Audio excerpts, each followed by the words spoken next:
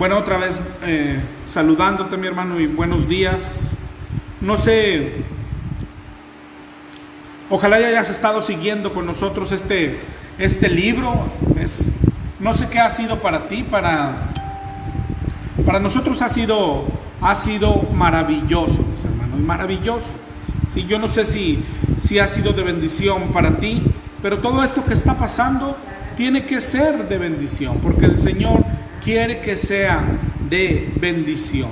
Todo lo que está haciendo Dios en nuestra vida, todo lo que Dios está haciendo en nuestra iglesia, ojalá y esté haciendo Dios lo que quiere hacer.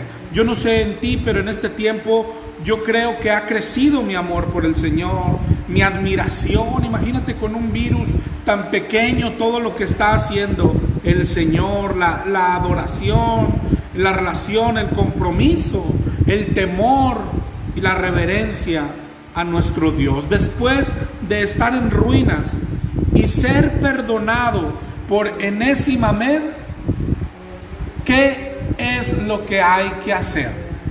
De eso trata el libro de Nehemías. ¿Sí? Ojalá y todos ya estemos en esa posición de haber sido perdonados por nuestro Dios, y para pasar a esto que quiere enseñarnos Nehemías, ¿qué hay que hacer? Lo empezamos a ver esto desde Nehemías 7. Vimos cuando se terminaron, cuando se concluyeron las murallas, pero ahí no terminó todo.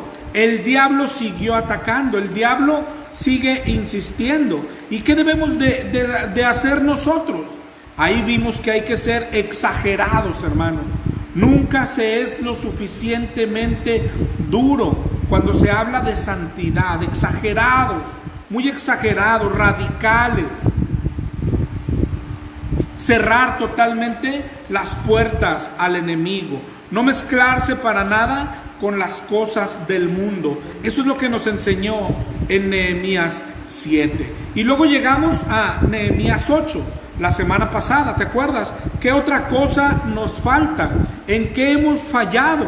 En que dejamos la palabra de Dios, el libro, ¿sí? El amor por la Biblia, la reverencia, la dependencia, el hambre hacia la palabra. Pero más que todo eso, la fe y la obediencia a la palabra. Es decir, quizá nosotros no dejamos el libro como que se nos perdió. No, nosotros siempre lo tenemos ahí en la mesa, lo traemos en el carro, lo traemos en el brazo, pero algunos no tenemos tiempo para leerla, para estudiarla, y los que sí, no la estamos obedeciendo, no la estamos guardando. Pero todo comienza por estudiarla, hermanos, por leerla. No podemos, principalmente los hombres, estar más preocupados por trabajar, por proveer, que claro que es un mandamiento también de Dios, pero debemos estar más preocupados por la palabra, por aprenderla, por enseñarla a nuestros hijos, a nuestras esposas, a nuestra familia. El no estar haciendo esto se traduce, mira tu familia, se traduce en miedos, en pensamientos mundanos, en afanes, en preocupaciones por todo, menos por buscar de Dios lo que Dios está haciendo. Este tiempo de la dichosa cuarentena, para nosotros, para los hombres, es el tiempo de recuperar el sacerdocio. Es el tiempo de poner por obra el sacerdocio en casa. Estás en cuarentena, ya deberías de estar estudiando más la Biblia. Estás en cuarentena, ya deberías de estar estudiando y enseñando a tu esposa la palabra. Estás en cuarentena, ya deberías de estar teniendo estudios con tus hijos. Estás en cuarentena, ya deberías de estar preparando muchos temas, muchos estudios, para cuando Dios quiera usarte. Para eso es la cuarentena. No es para trabajar más, no es para vivir con miedo, no es para estar encerrados viendo noticias. Es para pensar en Dios, para buscar de Dios y todo lo que nos ha enseñado, por medio de Nehemías. En Nehemías 8 vimos cómo Dios pensó en dejar un libro, cómo Dios ha conservado ese libro de manera maravillosa, cómo el pueblo fue castigado por olvidar el libro, cómo fueron lanzados al cautiverio en Babilonia. Pero hoy, cuando el Señor los perdona y reedifica, ahí nos enseña qué hay que hacer. ¿Qué hicieron? Vimos la semana pasada en Nehemías 8, traer el libro. Saque el libro, sacerdote Esdras, léanos la palabra de Dios. Pero ¿por qué Esdras? ¿Te acuerdas? ¿Por qué Esdras es el encargado de esto? Y vimos la semana pasada en Esdras 7, 9 y 10. Esdras 7, 9 y 10. Bueno, Esdras 7, 10 dice: porque Esdras había preparado su corazón para inquirir la ley de Jehová, para cumplirla y para enseñar en Israel sus estatutos y decretos. Por eso fue usado Esdras, porque él tenía en su corazón ser usado. Úsame, úsame. No permitas el enfriamiento, hermano, en esta temporada. Llénate de la palabra, sé firme en la palabra, estudia la palabra, pero principalmente enséñala a tus hijos, a tu esposa. Es el tiempo de los varones de recuperar el sacerdocio. Y dejemos que la palabra haga en nuestra persona y ojalá haga en nuestra familia lo que quiere hacer. ¿Qué quiere hacer? Ya nos daba un adelantito Nehemías 8, porque se veía que el pueblo estaba llorando. Por ejemplo, en el 8:11, los levitas le decían: callad, es día santo, no os entristezcáis. Ellos estaban llorando y tristes. Y eso es algo que quiere hacer la palabra. Porque aunque acá tú estás triste, en el cielo lo que decía ahí es que hay gozo de Dios. ¿Okay? Eso es lo que quiere hacer la palabra. Para eso es la palabra. Además de obedecerla, claro que es lo principal. De hecho, así terminamos la semana pasada. Nehemías 8:14, ¿te acuerdas? Que dice que hallaron escrito en la ley de Jehová que había mandado que habitasen los hijos de Israel en tabernáculos en la fiesta solemne del mes séptimo. ¿Y qué hicieron? Pues obedecer. Hicieron tabernáculos. Para eso es la palabra. ¿Sí? Lo que dice Santiago 1:22, sed hacedores de la palabra. Lo que dice Mateo 7:21, no todo el que me dice Señor, Señor, entrará en el reino de los cielos, sino el que hace la voluntad del Padre que está en los cielos. Para eso es la palabra. Y en ese contexto llegamos a Nehemías 9. Hoy comenzamos Nehemías 9. Vamos un poco rápido, ¿no, hermanos? Pero ojalá y el libro vengamos a terminarlo acá a la congregación. Comienza Nehemías 9 y dice: el día 24 del mismo mes se reunieron los hijos de Israel en ayuno y con cilicio y tierra sobre sí. Si te fijas, habían pasado de lo que vimos en Nehemías 8, aquí han pasado 2 días, porque terminaron la fiesta anterior, que comenzaba el día 15 y duraba 7 días, y ahora dice que el día 24, es decir, pasaron apenas 2 días. Otra cosa que dice ahí, que se reunieron en ayuno y con cilicio. Esto lo veremos un poquito más adelante, ¿ok? Dice en el 2, y ya se había apartado la descendencia de Israel de todos los extranjeros. Lo que habíamos visto desde el 7, ¿te acuerdas? Pureza. No unáis en yugo desigual. El Señor nos manda a ser separados del mundo. ¿Ok? Y luego sigue diciendo, y estando en pie, confesaron sus pecados y las iniquidades de sus padres. Eso es maravilloso, hermano. la perfección de este libro de Nehemías, cómo nos enseña tan detalladamente lo que hay que hacer para restaurar, para mantener nuestra relación con Dios. Decíamos ahorita, ¿qué hay que hacer? Ser más exagerados en cuanto a las tentaciones, en cuanto al pecado, cerrar totalmente las puertas al enemigo, lo que enseñaba Cristo: si tu ojo te es ocasión de pecado, sácalo. No jugar con el pecado, ¿okay? Ser más puros, no mezclarnos con el mundo, lo que está diciendo aquí, ¿sí? Ya se habían separado Israel de los extranjeros, no tenemos nada que ver con el mundo. Jesucristo dijo: están en el mundo, pero no son del mundo. Dijo allá en Juan 17, además dijo: el mundo los aborrecerá. Eso es lo que nos enseña ahí. Y la semana pasada vimos que hay que honrar más la palabra de Dios. Hay que honrar más, hay que leer más y dejar que, claro, que nos entristezca, pero principalmente obedecerla. Ser hacedores de la palabra, ¿ok? Y aquí nos enseña otra cosa: debemos confesar nuestro pecado. Ojalá y tomes nota, porque son 4 pasos que nos ha enseñado hasta ahorita, muy específicos, hermano. Así de maravillosa es la palabra de Dios. Eso es lo que tienes que hacer: ser exagerado contra el pecado, no mezclarte con el mundo, honrar más la palabra de Dios y confesar nuestros pecados.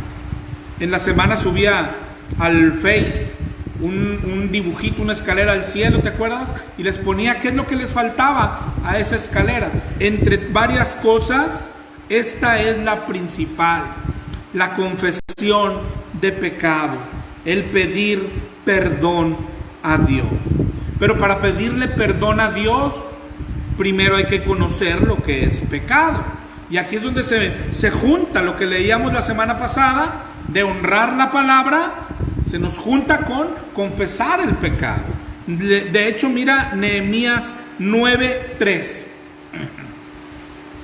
9:3 dice: y puestos de pie en su lugar, leyeron el libro de la ley de Jehová la 4ª parte del día, es decir, 3 horas. Y la 4ª parte confesaron sus pecados, es decir, las siguientes 3 horas confesaron sus pecados y adoraron a Jehová su Dios. Querrá decir que cantaron, ¿no? Se lo dejamos pendiente, ¿okay? Pero 3 horas leyendo la palabra de Dios y luego 3 horas confesando sus pecados. ¿Cuáles pecados? Pues los que van descubriendo cuando vas leyendo la palabra de Dios. Eso es el orden. La semana pasada leíamos tantito Segunda de Crónicas 34. Segunda de Crónicas 34. Se ve cómo cuando reparaban el templo se encontraron el libro de la ley. Imagínate, lo tenían perdido. Y cuando lo encuentran, dice aquel rey: vayan a consultar a Dios para que sepamos qué debemos hacer en cuanto a lo que dice este libro. Después de que lo leyeron, dice: Dios debe estar furioso con nosotros, pues nuestros antepasados no obedecieron lo que está escrito aquí. Para eso es la palabra de Dios. Ellos vivieron tantos años sin el libro y vivían tranquilos. ¿Hasta qué? Hasta que encontraron la palabra de Dios, y entonces aquella tranquilidad se fue. Y ahora dijeron: Dios debe estar furioso. Así funciona la Biblia, en tu vida, en la mía, no solo al principio, ¿ok? Así funciona siempre. ¿Cómo vive todo el que no conoce la palabra de Dios? Tranquilo. Yo creo que estoy bien con Dios. Hay quien dice: yo creo en Dios a mi manera. Hay quien hace cosas y dice: yo creo que esto le gusta a Dios. Hay quien cree que es bueno y como se cree bueno, dice: bueno, Dios ha de estar contento conmigo. El sacerdote te lo dice, el pastor te lo dice, mi mamá también me dice, mi abuelita me lo dice. Pero cuando conoces la palabra de Dios, no hay forma de permanecer tranquilo. No hay forma de permanecer de pie. Dice Isaías 66:2. Jehová dijo: miraré a aquel que es pobre y humilde de espíritu y que tiembla ante mi palabra. La comunión íntima de Jehová es con los que le temen, es decir, con los que tiemblan ante su palabra. Para eso es la Biblia, mi hermano. Entre tantas cosas para las que nos es útil. Por ejemplo, dijo Pablo a Timoteo que es útil para enseñar, para redarguir, para corregir.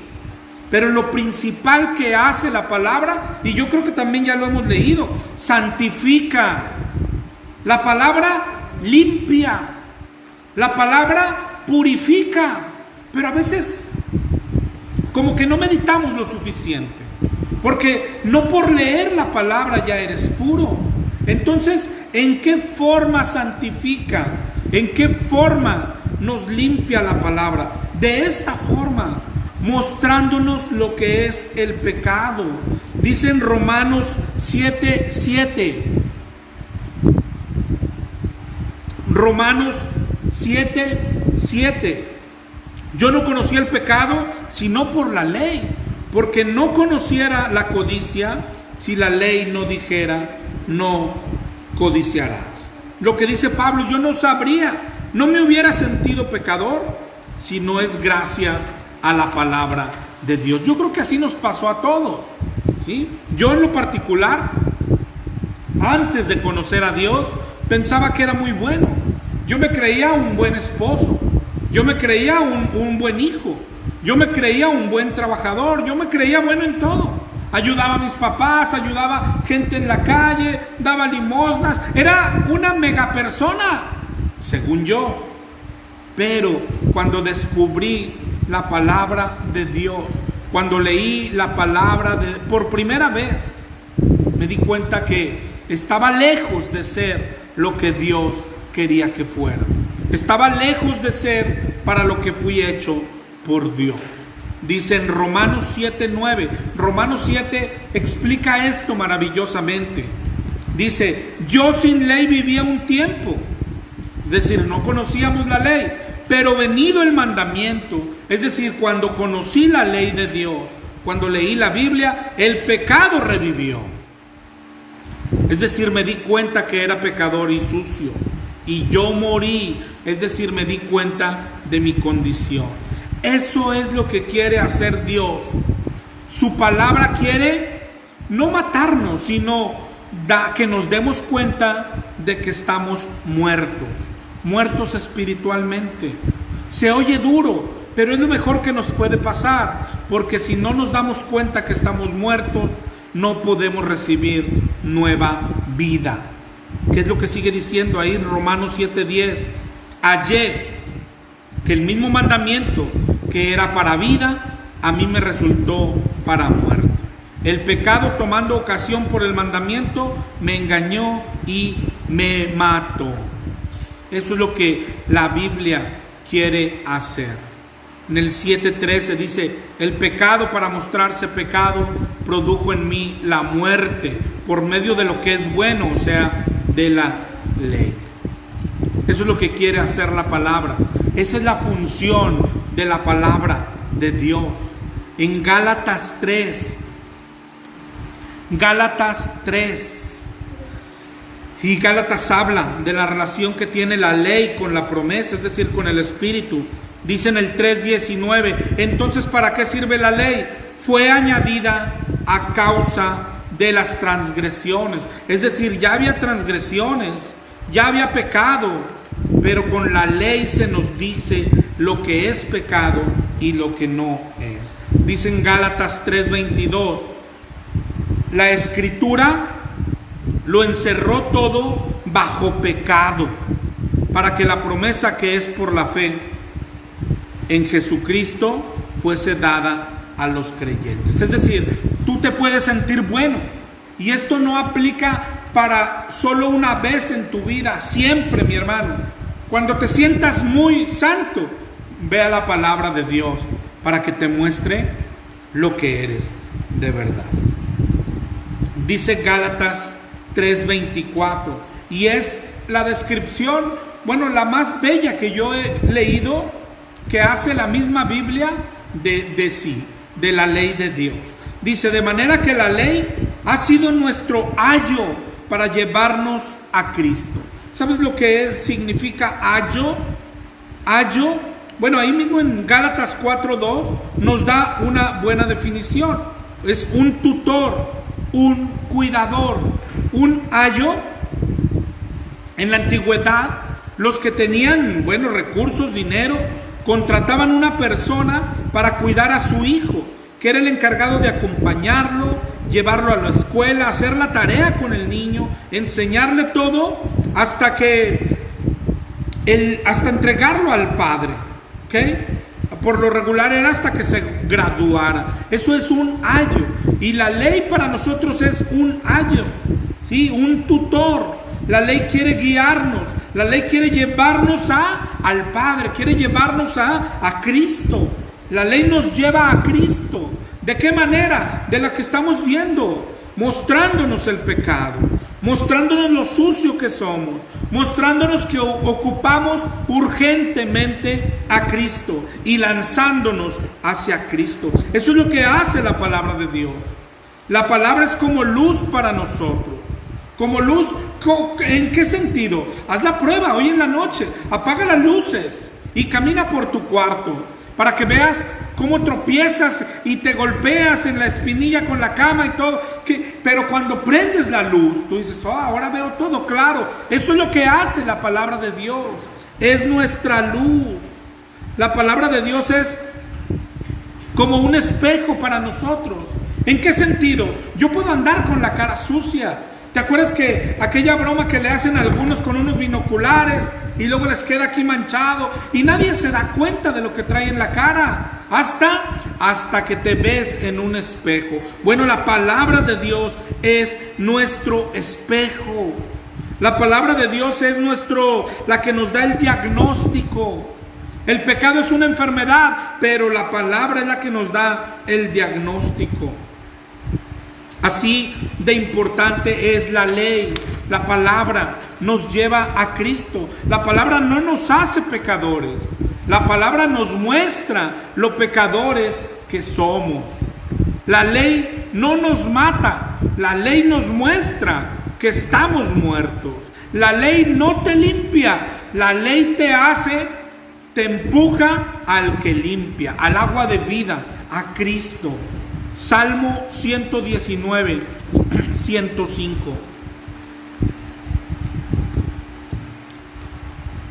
Lámpara es a mis pies tu palabra y lumbrera a mis caminos. Esto es lo que es la palabra de Dios. Y esto lo tiene que hacer, hermano.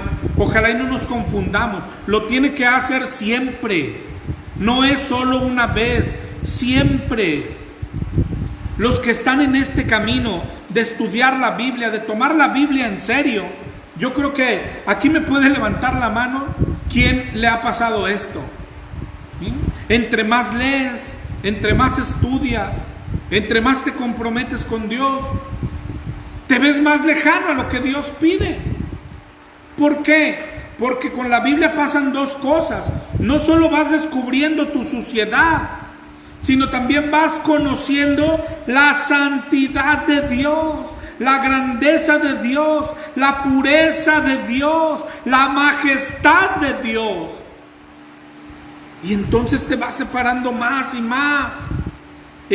Pero ese es el camino, avanzar, seguir avanzando, seguir avanzando. Pero el cristianismo es un caminar, y cuando se ve la meta cerca, de repente volteas y como que alguien te la está moviendo para atrás. Y digo, espérate, pues ¿cuándo vamos a llegar? Así es el caminar cristiano. Así lo sentía Pablo. Pablo, por ejemplo, en Efesios 3, decía: a mí, que soy menos que el más pequeño de todos los santos. ¿Sí? Entre más vas leyendo, más pequeño te vas sintiendo. Lo que dice Filipenses 3, haya en ustedes ese sentir que hubo en Cristo. ¿Cuál? Que se puso por debajo de todos. Y la palabra te va poniendo así, así. Ese mismo Pablo en 1 Corintios 15:9 dijo: a mí, que soy el más pequeño de los apóstoles. Eso es lo que hace la palabra. Y en 1 Timoteo 1:15 terminó por decir: a mí, que soy el primero de los pecadores. Eso es lo que hace la palabra, hermano. Eso es lo que quiere hacernos, empequeñecernos. ¿Pero por qué? Eso no encuadra a personas que nos creemos mucho, a personas orgullosas. Pero lo que quiere hacer la palabra es humillarnos, que no es otra cosa que ponernos en el lugar que nos corresponde. Delante de Dios, ese es el lugar que nos corresponde. Eres el más pequeño de los apóstoles, eres el más pequeño de todos los hermanos, y eres el primero de los pecadores. Eso es lo que hace la madurez. Eso es lo que hace. Miren Filipenses 3:12. Dice Pablo: no es que ya lo haya alcanzado, ni que ya sea perfecto, sino que prosigo a ver si logro hacer aquello por lo que fui asido por Cristo Jesús. ¿Sí? Mira lo que dice otra vez en el 13: hermanos, yo mismo no pretendo haberlo alcanzado, pero una cosa hago, olvidando ciertamente lo que queda atrás, extendiéndome a lo que está adelante, prosigo a la meta, al premio del supremo llamamiento. Y termina diciendo: todos los que somos perfectos, todos los que somos maduros, eso mismo sintamos. Esto es lo que siente alguien que es maduro. Cada vez se siente más lejos de la meta, cada vez se siente más sucio. ¿Por qué? Porque cada vez ve a su Señor más santo, cada vez conoce más a su Señor, su majestad, su grandeza, su pureza, su santidad. Y eso nos va separando cada vez más de Él en esto, hermano, no en nuestra relación, porque nuestra relación es más correcta con Dios entre más pequeños somos. Y eso es lo que hace la palabra de Dios. Para eso es la palabra de Dios. Por eso empezó así Nehemías 9. Cómo comenzaron 3 horas leyendo. Y cómo siguieron 3 horas confesando los pecados de los que se dieron cuenta por haber leído esas 3 horas. Pero deja que la palabra haga lo que quiere hacer en nosotros. ¿Sí? Y eso es lo que sigue.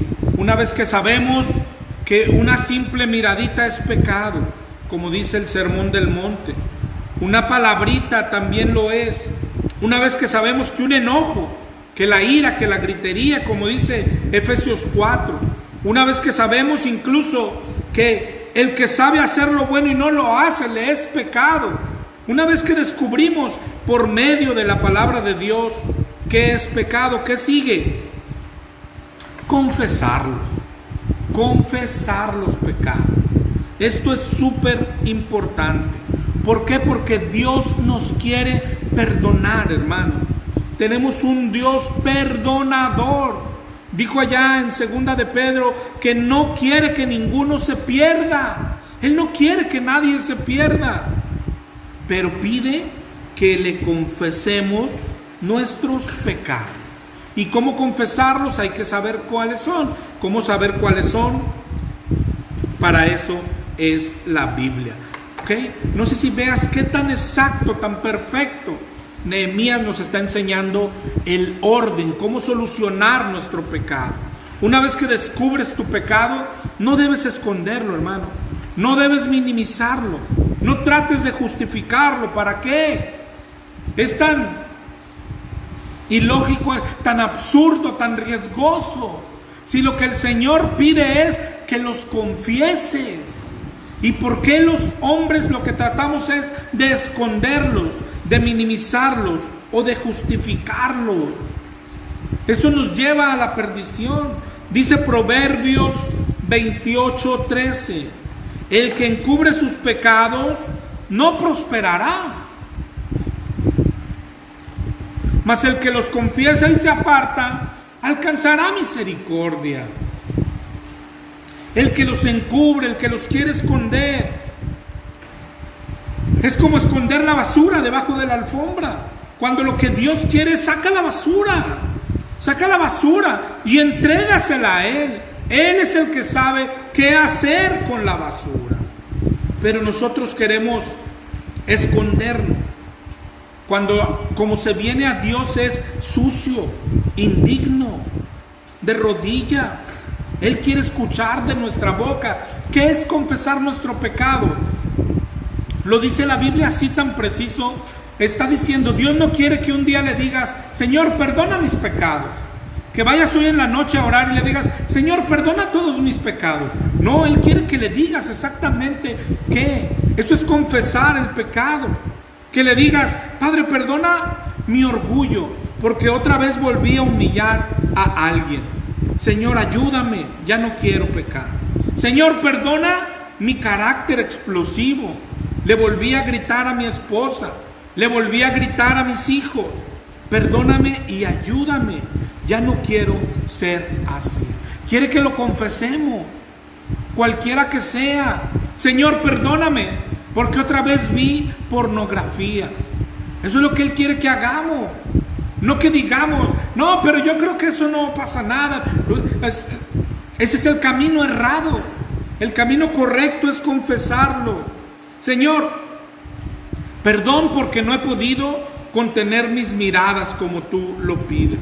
Perdón porque no he controlado mi lengua como tú lo mandas. Perdón por... Eso es lo que Él quiere escuchar. Que seamos específicos. Señor, perdona esto que siento aquí adentro. Perdona el odio que siento por ella o por él. Sé que está mal. No puedo quitármelo, pero lo confieso.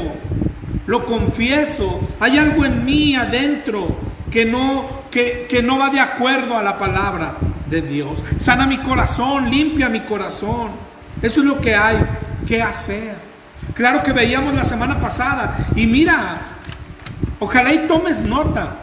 Te das cuenta de lo que es pecado y qué hay que hacer. Te das cuenta de los mandamientos y decíamos la semana pasada, hay que ponerlos por obra. ¿Sí? Eso es arrepentimiento. Pero no basta con eso. Sí, porque bueno, y los que ya cometí, a esos hay que confesarlos. Así es el camino al cielo. Arrepentirse y pedir perdón. Yo tampoco te condeno, pero vete y no peques más.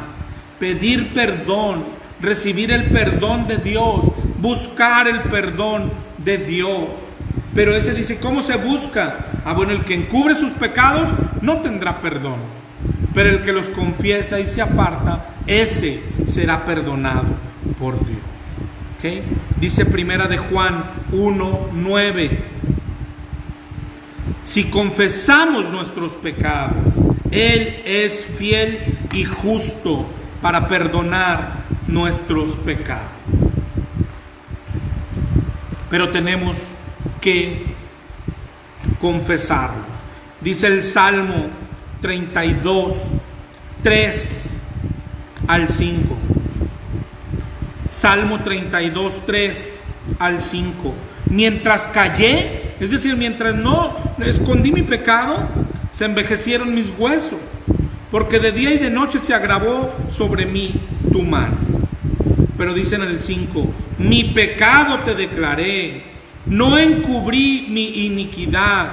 Dije, confesaré mis transgresiones a Jehová, y tú perdonaste la maldad de mi pecado. Eso es lo que hay que hacer, hermano. Esa es la mayor promesa de Dios para nosotros. Isaías 1:18 dice, venid y hagamos cuentas. Si tus pecados son rojos como la grana, yo los dejaré blancos como la nieve. Eso es lo que hace nuestro Señor. Solo espera nuestra confesión, que no ocultemos nuestro pecado. Y cuando hablamos de confesar, estamos hablando de confesar a Dios. El pecado no se confiesa a nadie más. Hemos ofendido a Dios, hay que pedirle perdón a Dios. Dice en Daniel 9:3, oré a mi Dios e hice confesión. Hemos pecado, no hemos obedecido. Confesó los pecados. Dice en Esdras 9:5, me postré de rodillas, extendí mis manos a mi Dios y confesó. Nuestros delitos han crecido. Eso es lo que Dios pide. También lo que hizo David en el Salmo 51:4, contra ti solo he pecado, he hecho lo malo delante de tus ojos. En el 11 le dijo, no me eches de delante de ti, no quites de mí tu Santo Espíritu. Y la Biblia, la palabra de Dios promete que Él perdonará nuestros pecados. Pecado no confesado no obtiene el perdón de Dios, ¿ok? No obtiene el perdón de Dios. ¿Y cómo sabe? Bueno, y si los confesamos, si nos perdona, bueno, esa es nuestra esperanza, su promesa, lo que Él es. ¿Quién es Él? ¿Quién es Él, hermano? Y ahí en Nehemías, volvemos a Nehemías 9, mira lo que hace el pueblo. Un recuento, casi desde el principio de la Biblia, casi desde el principio de la historia, para ver esto. ¿Quién es Él? Él es nuestra esperanza. Dice en el 9:4, ya leyeron la Biblia, ya confesaron sus pecados. ¿Y cuál es su esperanza? ¿Quién es Él? Primero dice en el 9:4, se levantaron los levitas, Jesúa, Bani, etcétera, y clamar, perdón por los etcéteras, hermano, pero acuérdate que tú ya deberías de haber leído Nehemías 9, ¿ok? Clamaron en voz alta a Jehová y dijeron los levitas, y otra vez los nombres de todo, al pueblo le dijeron, bendecid a Jehová vuestro Dios, desde la eternidad hasta la eternidad. Bendígase el nombre tuyo, glorioso y alto sobre toda bendición y alabanza. Es decir, alábele toda la creación, como es toda oración. Alabarles no solo es con música, hermano, en oración principalmente. ¿Te acuerdas del Padre nuestro que estás en el cielo? Santificado sea tu nombre. Eso es alabar a Dios. Y así comienzan a hacerlo. Y luego comienzan a hacer el recuento. ¿Qué nos da esperanza? Ya fallamos. Ya leímos la Biblia y lo que nos dijo es, Dios debe estar furioso con nosotros. Ya confesamos nuestro pecado. ¿Y qué sigue? Esperanza. Esperanza. ¿Y por qué podemos tener esperanza? Por quién es Él. Mira lo que dice. Tú solo eres Jehová. Tú hiciste los cielos y los cielos de los cielos, con todo su ejército, la tierra y todo lo que está en ella. Tú vivificas todas las cosas. Los ejércitos de los cielos te adoran. 7. Tú eres, oh Jehová, el Dios que escogiste a Abraham y lo sacaste de Ur de los caldeos. 8. Y hallaste fiel su corazón delante de ti e hiciste pacto con él para darle la tierra del cananeo, del eteo, etcétera, y cumpliste tu palabra porque eres justo. ¿Quién es Él? Él es el creador. ¿Quién es Él? Él es bueno. ¿Quién es Él? Él es justo. ¿Quién es Él? Él es fiel.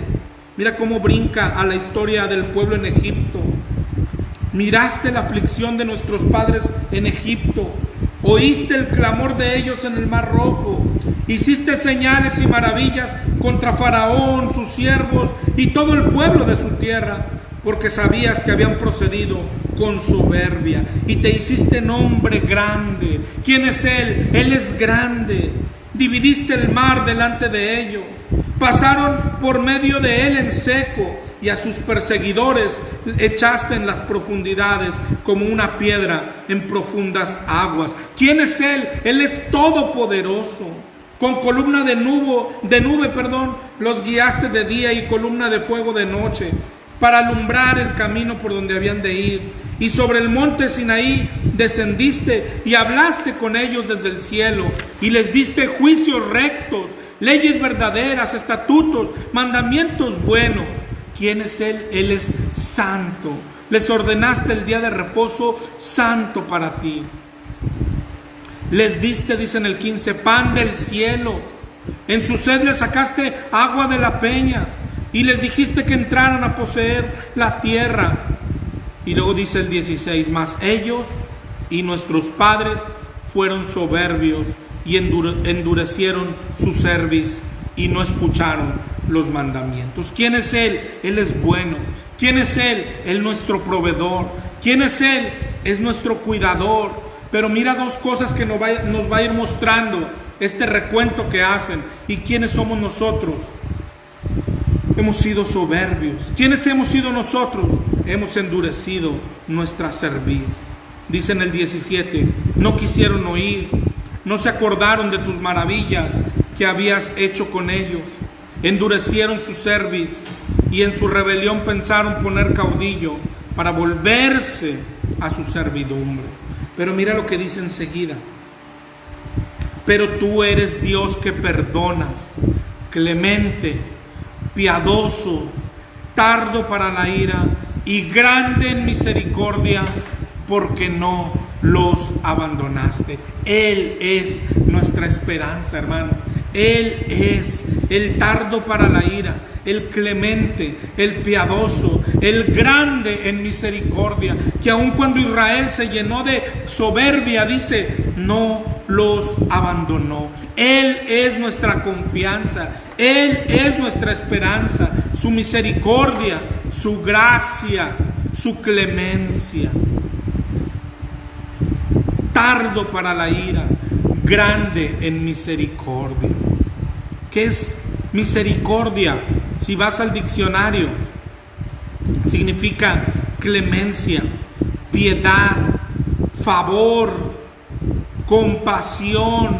Eso, todo eso es lo que es nuestro Señor. Dice en Éxodo 34:6, pasando Jehová delante de él, clamó, Jehová, Jehová, fuerte, misericordioso y piadoso, tardo para la ira y grande en misericordia y verdad. Es hermoso todo lo que nos ha dicho Nehemías. Lo primero, lo que quiere hacer la palabra, humillarnos, ponernos donde debemos de ir, pero esa es nuestra esperanza, saber lo sucio y los pecadores y que necesitamos misericordia. ¿Y cuál es nuestra esperanza? Que Él es misericordia. Él es, dice en Deuteronomio 4:31, Dios misericordioso es Jehová, no te dejará, no te destruirá, ni se olvidará del pacto que juró a tus padres. Salmo 86:15, oh tú, Señor, Dios misericordioso y clemente, lento para la ira, grande en misericordia y verdad. Nuestro Dios tiene muchos atributos, hermano, muchos, algunos que deben de darnos terror. Él es santo, Él es justo, pero estos nos dan esperanza. Él es misericordioso, Él es clemente, Él es tardo para la ira. Y si no, ¿por qué tú y yo estamos respirando hoy? Porque nuevas son sus misericordias cada mañana. Nada más por eso respiramos, nada más por eso. Dice Efesios 2:4, Dios que es rico en misericordia. Nada más por eso, mi hermano. ¿Cuánta misericordia dio a su pueblo Israel? ¿Cuánta misericordia se ve en la Biblia? Que es el recuento que ellos están haciendo. ¿Cuánta misericordia ha tenido en nuestra vida? ¿Cuánta misericordia? Si tú vas allá al libro de Jueces, cuando Jehová les levantaba jueces, Jehová estaba con el juez, los libraba de mano de los enemigos, porque Jehová era movido a misericordia. Dice en Jueces 2:19, acontecía que al morir el juez, ellos volvían atrás y se corrompían, y Jehová tenía misericordia. Dice en Segunda de Reyes 13:23, mas Jehová tuvo misericordia de ellos y se compadeció de ellos y los miró a causa de su pacto con Abraham, Isaac y Jacob, y no quiso destruirlos. Es maravillosa la clemencia de Dios, es maravillosa la misericordia, pero tienes que entenderlo. No es nuestra justicia la que nos tiene de pie, es su misericordia. Su misericordia. Dice Lamentaciones 3:22: por la misericordia de Jehová es que no hemos sido consumidos, porque nunca decayeron sus misericordias, nuevas son cada mañana. Ese es nuestro Dios, perdonador, misericordia. Dice Isaías 43:25: yo soy el que borro tus rebeliones por amor de mí mismo, y no me acordaré de tus pecados.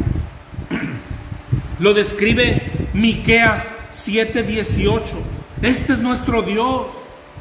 ¿Qué Dios como tú, que perdona la maldad y olvida el pecado del remanente de su heredad?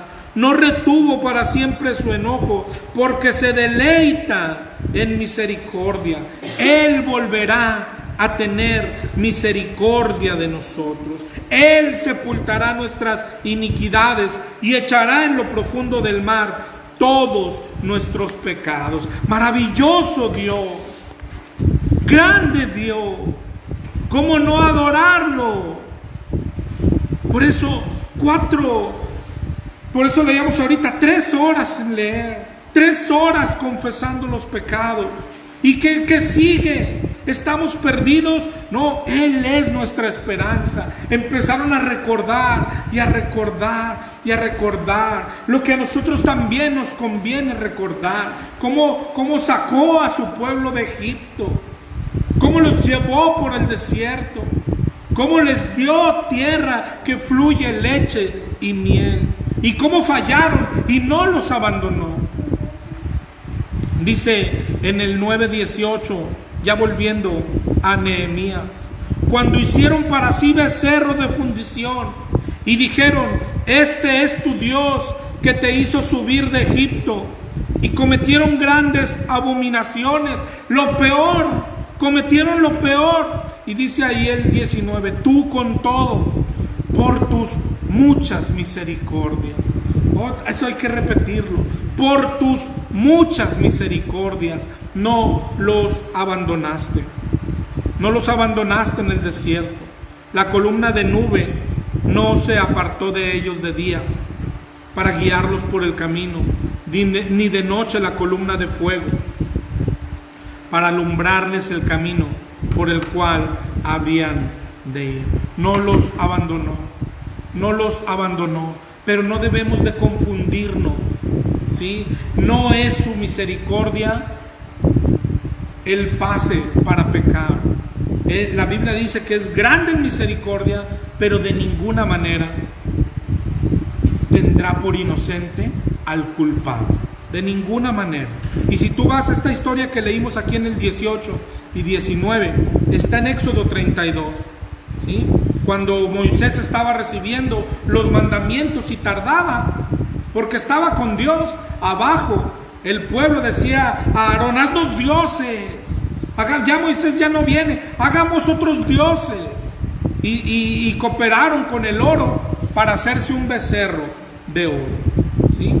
Y mientras allá arriba el Señor le decía a Moisés: he visto a este pueblo, y es pueblo de dura cerviz. Ahora pues déjame que se encienda mi ira contra ellos y los consuma, mas de ti yo haré una gran nación. Pero Moisés suplicó ante el Señor y dijo: oh Señor, ¿por qué se enciende tu ira contra tu pueblo, que tú has sacado de Egipto con gran poder y mano fuerte? Estoy en Éxodo 32:12. ¿Por qué han de decir los egipcios: con malas intenciones los sacó para matarlos en los montes y exterminarlos? Vuélvete del ardor de tu ira, desiste de hacer daño a tu pueblo. Acuérdate de Abraham, de Isaac, de Israel, siervos tuyos a quienes juraste por ti mismo y les dijiste: yo multiplicaré la descendencia de ustedes. Y dice el 14: y el Señor desistió de hacer el daño que había dicho que haría a su pueblo. Es decir, no es así como así, que hay que hacer rogar, vuélvete, Padre, perdónanos, perdona a tu pueblo. Es decir, no es algo automático. Él es misericordioso, Él es clemente. ¿Qué quiere? Que le confieses los pecados, que te sientas mal por el pecado, que te sientas mal, que lo confieses, que te apartes de Él. Eso es lo que quiere el Señor. Sigue la historia diciendo ahí en el 9:20: enviaste tu buen espíritu para enseñarles, no retiraste tu maná de su boca, agua les diste para su sed, los sustentaste 40 años en el desierto y de ninguna cosa tuvieron necesidad. Sus vestidos no se envejecieron, ni sus pies se hincharon, y les diste reinos y pueblos, y los repartiste por distritos, y poseyeron la tierra de Sehón, la tierra del rey de Hesbón, y la tierra de Og, rey de Basán. Multiplicaste sus hijos como las estrellas del cielo, y los llevaste a la tierra de la cual habías dicho a sus padres que habían de entrar a poseerla. Y los hijos vinieron y poseyeron la tierra, y humillaste delante de ellos a los moradores del país, a los cananeos, los cuales entregaste en su mano, a sus reyes, a los pueblos de la tierra, para que hiciesen de ellos como quisieran. Y tomaron ciudades fortificadas y tierra fértil, y heredaron casas llenas de todo bien, cisternas hechas, viñas y olivares, y muchos árboles frutales. Comieron, se saciaron, se deleitaron. Así es como ha sido Dios en nuestra vida. Mira a tu alrededor, todo lo que tienes, todo el Señor te lo ha dado. Mira tu familia, mira tus hijos, mira tu coche, mira tu casa, mira la salud que tienes, mira el plato de comida. Abre tu refri, abre tu alacena. Mira, tienes una computadora prendida, un celular prendido. El Señor es bueno. Y luego dice enseguida: pero te provocaron a ira, se rebelaron contra ti, echaron tu ley tras sus espaldas, mataron a tus profetas que protestaban contra ellos para convertirlos a ti, e hicieron grandes abominaciones. Y entonces los entregaste en mano de sus enemigos, los cuales los afligieron. Pero en el tiempo de su tribulación clamaron a ti, clamaron, te habían ofendido, los castigas y todavía claman a ti, claman a ti. Y tú desde los cielos los oíste. Y mira lo que dice enseguida: y según tu gran misericordia. Otra vez repítelo, hermano: según tu gran misericordia les enviaste libertadores para que los salvasen de mano de sus enemigos. ¿Qué clase de Dios tenemos, hermanos? Dios de misericordia, Dios de perdón, Dios de gracia. No, hermano, no es lo que haces, no son tus obras, no es porque crees que eres bueno, no es porque tienes una misión, no es tu justicia. Lo que nos tiene hoy de pie todavía respirando, lo que nos tiene aquí juntos leyendo algo de la palabra, es porque Él es grande en misericordia. Es porque por sus grandes misericordias. ¿Qué clase de Dios tenemos? Es porque Él es fiel, nosotros no. ¿Y cuánto nos confunde esto, hermano? ¿Cuántas personas hay tan bendecidas por Dios y las bendiciones de Dios lo confunden? Las personas concluyen a veces: como Dios me bendice, es porque me porto bien, es porque soy bueno, es porque ayudo, es porque soy buen hijo. No, es por su misericordia.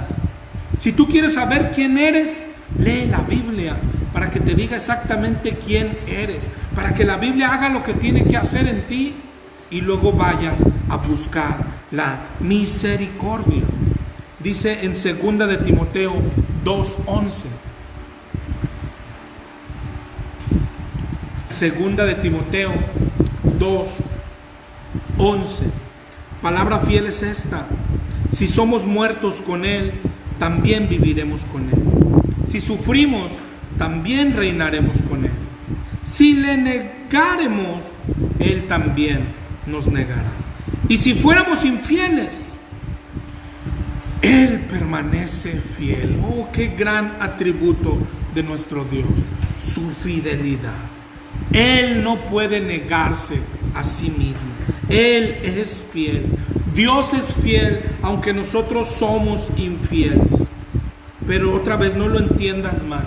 ¿Qué es su fidelidad? Claro que Él nos perdonará. Él nos llamará al arrepentimiento. Pero no quiere decir que entraremos a su gloria. No entraremos a su presencia hasta que hayamos sido transformados por Él mismo y por misericordia. ¿Okay? Sin obedecer lo que Dios pide, sin santidad, nadie verá a este Dios de gracia, a este Dios de misericordia. ¿A poco no quisieras llegar a aquel lugar, aquel día, aquel tiempo y agradecer toda la misericordia? Porque si no ha sido por su misericordia, ya hubiésemos sido consumidos. Sigue Nehemías 9. Pero una vez que tenían paz, sigue diciendo ahí, volvían a hacer lo malo. Eso es lo que nos enseña la palabra de Dios. ¿Sí? Te provocaron a ira, te provocaban a ira, los entregaste en mano de sus enemigos, leímos en el 27. Les enviaste libertadores para que los salvasen, pero una vez que tenían paz, volvían a hacer lo malo delante de ti, por lo cual los abandonaste en mano de sus enemigos que los dominaron. Pero volvían y clamaban otra vez a ti, y tú desde los cielos los oías, y según tus misericordias. Otra vez, deberías de haber subrayado ahí en Nehemías 9 todas las veces que menciona la misericordia de Dios. Según tus misericordias, muchas veces los libraste. Sáname de esta enfermedad y te voy a seguir. Y el Señor te sanó y tú volviste a hacer lo malo. Esta vez sí, Señor, me quedé sin trabajo, pero si tú me ayudas con un trabajo, ahora sí te voy a seguir. Y según sus misericordias, Él te daba el trabajo y tú seguías separándote de Dios. Y Él te amonestaba que volvieses a la ley. Dice el 29, mas ellos se llenaron de soberbia y no oyeron los mandamientos, sino que pecaron contra tus juicios, los cuales si el hombre hiciere, en ellos vivirá. Se rebelaron, endurecieron su cerviz y no escucharon. Les soportaste por muchos años, les testificaste con tu espíritu por medio de tus profetas, pero no escucharon, por lo cual los entregaste en manos de los pueblos de la tierra. Y vuelve a decir el 31, hermano, gózate. Mas por tus muchas misericordias no los desamparaste, porque eres Dios clemente y misericordioso. Y vamos a quedarnos en el 31, hermano. Por sus muchas misericordias. ¿Cuál es nuestra esperanza? Su misericordia. ¿Cuál es nuestra confianza? Su misericordia. La misericordia de Dios, grande en misericordia, un Dios perdonador que solo está pidiendo, confiésalo. Solo quiere que te dé tantita pena, que te avergüences. ¿Qué haces cuando pecas? El camino errado es justificarnos. Es un pecadito. No se puede dejar de pecar. Yo creo que Dios entiende. Todo eso es el camino errado. Dios ya me perdonó los pasados, presentes y futuros. Todo eso es el camino errado. ¿Qué es lo que Él pide? Confiésalo. Confiésalo. Dice Gálatas 6:3, el que se cree ser algo, no siendo nada, a sí mismo se engaña. Cada uno someta a prueba su propia obra. Dice en el 6:7, no os engañéis, Dios no puede ser burlado. Es decir, examínate. Como dice 2 de Corintios 13, examínate, sé el peor de tus críticos, no te engañes a ti mismo, mira la palabra de Dios y deja que te diga en qué estás fallando. ¿Para qué? Para después humillarte delante de Dios. Dice 1 de Pedro 5:6, humillaos bajo la poderosa mano de Dios para que Él os exalte cuando fuere tiempo. Humillaos. Si te fijas, hubo dos constantes en todo lo que leímos. ¿Cómo era Dios? Dios de misericordia. Dios de misericordia. Pero la otra constante triste era cómo era el pueblo. Nos dijo varias veces. Por ejemplo, en el 16, nuestros padres fueron soberbios y endurecieron sus cerviz. En el 17, no quisieron oír, no se acordaron de tus maravillas, antes endurecieron sus cerviz. Les amonestaste a que se volviesen a tu ley, dice en el 29. Allá al final, endurecieron, se rebelaron y no escucharon. ¿Qué significa esto, hermano? Esto de dura cerviz es esta parte del cuello. Es decir, eres de duro cuello. Se usaba con los animales, ¿sí? Yo no sé si tú has intentado a un caballo, por ejemplo, hacerlo beber agua. Entonces tú lo puedes agarrar de su cerviz, que es esto, y lo empujas, y el caballo, si no quiere, no lo haces inclinarse con nada. Y eso significa que el pueblo era de dura cerviz, que tenían el cuello erguido y que no querían inclinarse, que eran orgullosos, en el sentido que no reconocían sus errores, no reconocían su pecado. Así eran. ¿Recuerdas cómo eran los fariseos? Ese es el pueblo de dura cerviz. Dice Romanos 10:21. Romanos 10:21 dice: todo el día extendí mis manos a un pueblo rebelde y contradictor. Así era el pueblo.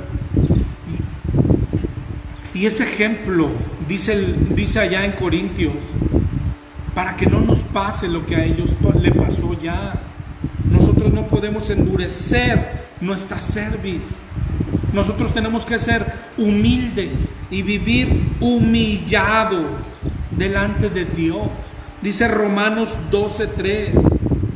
Digo pues por la gracia que me es dada a cada cual que está entre vosotros, que no tengan más alto concepto de sí que el que deben de tener, sino que piense de sí con cordura, conforme a la medida de fe que Dios repartió a cada uno. Tenemos que ser humildes, humillados delante de Dios, como dice Filipenses 2:4, no mirando cada uno por lo suyo propio, estimando cada uno a los demás como superiores a sí mismo, humildes, humillados.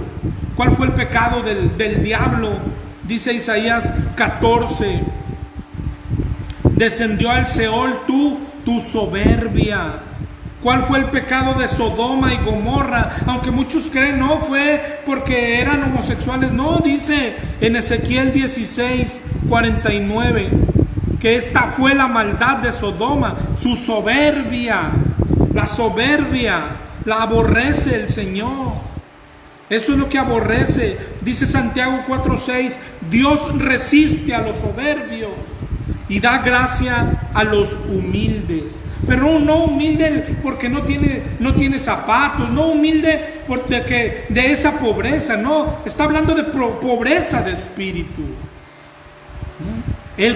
¿A qué se refiere pobreza de espíritu? Al que tiene su espíritu triste, contristado. ¿Por qué? Por su pecado. Eso es todo lo que Él pide. Humíllense delante de la poderosa mano de Dios para que Él los exalte a su debido tiempo. Humillados, humillados, mi hermano. Y aquí volvemos hasta el 9:1, cuando dejamos pendiente lo de ayuno y cilicio. Te prometo la otra semana hacer un estudio completo de esto. Pero aquí, lo que en el Antiguo Testamento, para lo que usaban el ayuno y el cilicio, ojo que no estamos viendo toda la doctrina, si nosotros debemos ayunar o no, que eso lo veremos la otra semana a causa del tiempo. Pero para lo que usaban el ayuno y el cilicio, ¿sabes cuándo lo usaban? Cuando el corazón estaba triste, cuando se daban cuenta que habían ofendido a Dios. Dice en 1 de Samuel 7:4, quitaron los Baales y Astarot y sirvieron solo a Jehová. Dice en el 7:6, se reunieron en Mizpa, sacaron agua delante de Jehová y ayunaron aquel día y dijeron, contra Jehová hemos pecado. Es decir, ayunaban y se ponían cilicio cuando se daban cuenta que habían pecado. Por ejemplo, en 1 de Reyes 21, en el 20, Dios le dijo a Acab, por medio de Elías, que lo iba a castigar. Te has vendido a hacer lo malo delante de Jehová. Yo traigo mal sobre ti, barreré tu posteridad, destruiré hasta el último varón de la casa de Acab. Y en el 21:27, cuando Acab oyó estas palabras, rasgó sus vestidos, puso cilicio sobre su carne, ayunó y durmió en cilicio y anduvo humillado. Es decir, se arrepintió, ayunó, durmió en cilicio. Eso es lo que mostraba, ¿sí? No estamos diciendo que nosotros tenemos que vestir de cilicio, pero lo que busca es el corazón humillado, un corazón triste y humillado. Tú no desprecias. Esa sigue siendo la regla general de nuestro Dios. Un corazón contrito y humillado, Él no desprecia nunca. Y eso es lo que era el ayuno. Eso es lo que era el cilicio. Autohumillarse, autocastigarse. Dios está enojado. Dios debe de estar furioso. Hagamos algo. Declaraban cilicio, declaraban ayuno y pedían perdón a Dios. Cilicio es como una tela de esas de las que hacen, bueno, hoy ya ni siquiera los costales, los mecates, hermano, que tienen muchos piquitos. Así era una tela de esa, como de tela de costal, con picos. Te la ponías y era súper molesto para lamentarse delante de Dios. El ayuno, el cilicio tenía esta intención, que Dios viera lo que había en mi corazón. Estoy triste, le he fallado a Dios. Esa era la intención que tenía. Mira, si buscas el libro de Daniel, Daniel 9.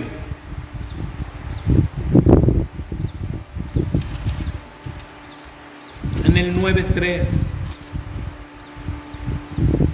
Volví mi rostro a Dios. Y Daniel 9 está en esta temporada del cautiverio. ¿Okay? En el cautiverio del que vienen saliendo acá en el libro de Nehemías. Dice en el 9:2, en el año primero de su reinado, yo Daniel miré en los libros el número de los años que habló Jehová a Jeremías que habían de cumplirse. Y volví mi rostro a Dios, buscándole en oración y ruego, en ayuno, en cilicio y en ceniza. Y oré a Jehová mi Dios e hice confesión, diciendo: ahora, Señor Dios grande, digno de ser temido, que guardas el pacto y la misericordia con los que te aman y guardan tus mandamientos. Hemos pecado, hemos cometido iniquidad, hemos hecho impíamente, hemos sido rebeldes, nos hemos apartado de tus mandamientos y tus ordenanzas. No hemos obedecido a tus siervos, los profetas, que en tu nombre hablaron a nuestros reyes, a nuestros príncipes, a nuestros padres y a todo el pueblo de la tierra. Eso es lo que quiere Dios. Para eso era el ayuno y el cilicio. Pero para eso era, hermano, Grábate eso. Estamos hablando de Nehemías y lo que están haciendo. ¿Qué están haciendo cuando vienen a la plaza? Se reúnen otra vez y vienen en silicio, y vienen en ceniza, y y ponen tierra sobre sí. Vamos a confesar nuestros pecados. Vamos a confesar. ¿Cómo comenzaron? Saqué el libro otra vez, Esdras. No me quedó muy claro aquella parte la vez pasada. No me quedó muy claro aquella parte. ¿Cómo que si me pegan en una mejilla tenía que poner la otra? No puede ser. Sí, aquí dice, no puede ser. Y vestían silicio, y vestían ceniza, y confesaban sus pecados, y pedían perdón a Dios. Oh, con un corazón triste, un corazón humillado. Eso es lo que Dios pide. ¿Sí? Lamentarse, pero por esto, dice en Lamentaciones 3:39, ¿por qué se lamenta el hombre viviente? Laméntese el hombre en su pecado. Escudriñemos nuestros caminos, busquemos y volvámonos a Jehová. Levantemos nuestros corazones y manos a Dios en los cielos. Nosotros nos hemos rebelado, fuimos desleales y tú no perdonaste. Un corazón triste, un corazón humillado. Dice Santiago 4:9. Santiago 4:9 y 10. Afligíos, lamentad y llorad. ¿Qué quiere Dios? Vuestra risa se convierta en lloro, vuestro gozo en tristeza. ¿A poco Dios nos quiere tristes? ¿A poco Dios nos quiere tristes?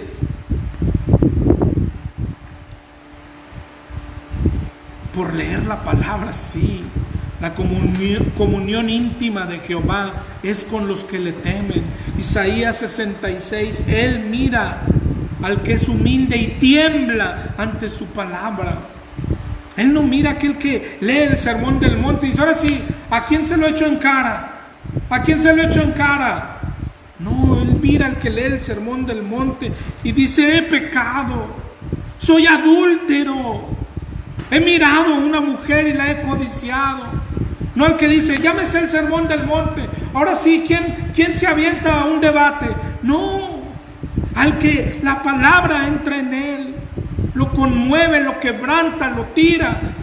Está triste, pero la tristeza según Dios.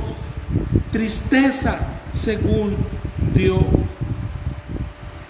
Vamos a terminar el 9 de Nehemías. Mira cómo dice ahí al final. Nehemías 9. Ya para terminar, casi por hoy, mi hermano.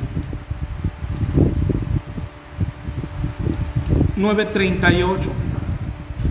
A causa pues de todo esto, nosotros hacemos fiel promesa y la escribimos firmada por nuestros príncipes, por nuestros levitas y por nuestros sacerdotes. De esta promesa, de este pacto que está haciendo el pueblo, nos hablará Nehemías 10. Pero mira, si te brincas a Nehemías 10:29, ya nos dice de qué trata. Se reunieron con sus hermanos y sus principales para protestar y jurar que andarían en la ley de Moisés, en la ley de Dios, que fue dada por Moisés, siervo de Dios, y que guardarían y cumplirían todos los mandamientos, decretos y estatutos de Jehová, nuestro Señor. Eso es lo que se comprometieron. Hicieron un compromiso con Dios. Todo lo que nos dijo Nehemías 9. ¿Okay? Vienen, leen la palabra. Luego se dan cuenta de su pecado y confiesan sus pecados por 3 horas. Y ya estamos perdidos, ¿no? Ya estamos perdidos. Allá en Jonás 3:8, así le pasó al pueblo. ¿Te acuerdas de cuando supieron de su pecado? Declararon silicio, ceniza y dijeron, a ver si Dios quiere perdonarnos. ¿Cómo saberlo? ¿Cuál es nuestra confianza? Y dan el paseo por todo Nehemías. Mira lo que ha hecho. Cómo sacó a nuestros padres y fallaron y Él los perdonó. Cómo les dio aún la tierra que fluye leche y miel. Y pecaron y se fueron tras otros dioses y Él los perdonó. Mira cómo mandó a sus profetas y los mataron y Él los perdonó. Y nosotros, hermano, tú y yo tenemos más de lo que está hablando Nehemías, porque nosotros podemos seguir con la historia. Y le fallaron y Él bajó a la tierra y le siguieron fallando y Él murió en una cruz y le seguimos fallando y Él fue al infierno por nosotros y le seguimos fallando y Él puso su espíritu en nosotros y le seguimos fallando y Él, hermanos, ya es tiempo de parar. Es lo que están haciendo ahí en Nehemías. No porque veamos y Él los perdonó y Él los perdonó y Él los perdonó. Mira lo que hace esto en alguien que ama a Dios de verdad. No hace, ¿ves? Sigamos pecando, abogado tenemos. No hace eso. Dice, ellos fallaron y los perdonó. Ellos fallaron y los perdonó y los perdonó. Nosotros estábamos en cautiverio y acá estamos. ¿Qué quiere decir? ¿Que podemos pecar y nos perdonará? No, que ya no vamos a pecar. ¿Y qué hacen? Hermano, ya está. Díceselo a Dios, ya está. No estamos conformes con eso. Hagamos un pacto. Escribámoslo. ¿Y qué le ponemos? Que vamos a caminar en los mandamientos de Dios. Y firmémoslo. Pero no sirve de nada, firmémoslo. Queremos firmar. ¡Ah, qué pueblo! Pero sabes, todo lo que pasa, todo lo que se ve es porque sabían de dónde los había sacado el Señor. Estábamos castigados. Estábamos en el cautiverio. No conocíamos Jerusalén. Nunca habíamos visto el templo. El Señor nos levantó, el Señor nos perdonó. ¿Qué hacemos? No vamos a pecar más. No vamos a pecar más. Ya está, díceselo en una oración. No, traigan un papel, traigan pluma, traigan tinta. Queremos firmar, queremos poner la huella. Que en este día nos comprometemos a caminar en sus mandamientos. Que en este día nos comprometemos a guardar sus estatutos y sus decretos. Un compromiso con Dios, luego de ser perdonados, luego de que nos da una segunda oportunidad, un compromiso con Dios. ¿Tú firmarías algo así, hermano? Es lo mismo, ya está, díceselo a Él. Cuando nos bautizamos, ese es el compromiso que hacemos. Aunque no me bauticé cuando me escuché el Evangelio, este es el compromiso que hicimos. Caminar en santidad. Él ya me perdonó toda mi basura. Yo voy a caminar en santidad. ¿Harías un compromiso así, hermano? ¿Harías un compromiso así? ¿Lo escribirías con el Señor? Hagámoslo, hermano. Hagámoslo. En el corazón está bien. En el corazón está perfecto. ¿Pero por qué? Para que no se nos olvide. Ahí estás en tu casa. Tienes la Biblia en tu mano. ¿Cuál es la Biblia que usas más seguido, hermano? ¿Cuál es la Biblia con la que estudias, con la que te ayudas? Abre su primer página. Abre ahí su primer página en blanco donde haya espacio. ¿Y por qué no firmas algo con el Señor? Me comprometo a estudiar y a leer mi Biblia. Ponle tú ahí, hermano. Cada día, cada semana, vamos, pongámosle cada semana, hermano. Me comprometo a leer mi Biblia cada semana. 2 días a la semana, 3 días. Haz compromiso con Dios. Ese es el 1. 2, me comprometo a enseñársela a mis seres queridos, a mis hijos, a mi esposa, a mi familia. Vamos, escríbelo ahí, hermano. Necesitamos escribirlo. Y por sobre todas las cosas, Escribe el 3 ahí en tu Biblia. Por sobre todas las cosas me comprometo a obedecer todos los mandamientos que en ella me encuentren. Todos. ¿Por qué? No dejes de escribir por qué. ¿Por qué este compromiso? Por todo lo que Dios ha hecho en mi vida y por sus grandes misericordias. ¿Lo escribiste? ¿Quieres escribirlo? Bueno, ahora ponle una línea ahí al final. Pon tu nombre y fírmalo. ¿Te atreves? Delante de Dios es hora de comprometernos delante de Dios. ¿Por qué? Por sus muchas misericordias. Es hora, hermanos, de ya dejar esta tibieza. Es hora de dejar este conformismo. Es hora de dejar esta mundanalidad. Es hora de comprometernos con Dios. Haga un pacto, escríbalo ahí en la primera hoja de su Biblia y fírmelo. Y luego levántese y cumpla sus promesas. Porque también dice la Biblia, mejor es no prometer que prometer y no cumplir. Pero nuestro Señor se merece esas promesas y más por sus grandes misericordias. Ojalá y te vayas hoy a tu casa cuando duermas esta frase, porque hoy nos la repitió Nehemías como 1000 veces. Por sus misericordias, por sus grandes misericordias, por sus muchas misericordias. Dios lento para la ira y grande en misericordia. Y por eso hacemos un pacto y firmamos un pacto. Vamos, mi hermano, es el tiempo de hacer otra vez un compromiso con Dios. Pero esta vez un compromiso de verdad. ¿Te atreves? ¿Quieres? Ojalá y que sí. Ojalá y que sí. Ojalá y te sea de bendición, mi hermano. Y nos vemos pronto si el Señor lo permite.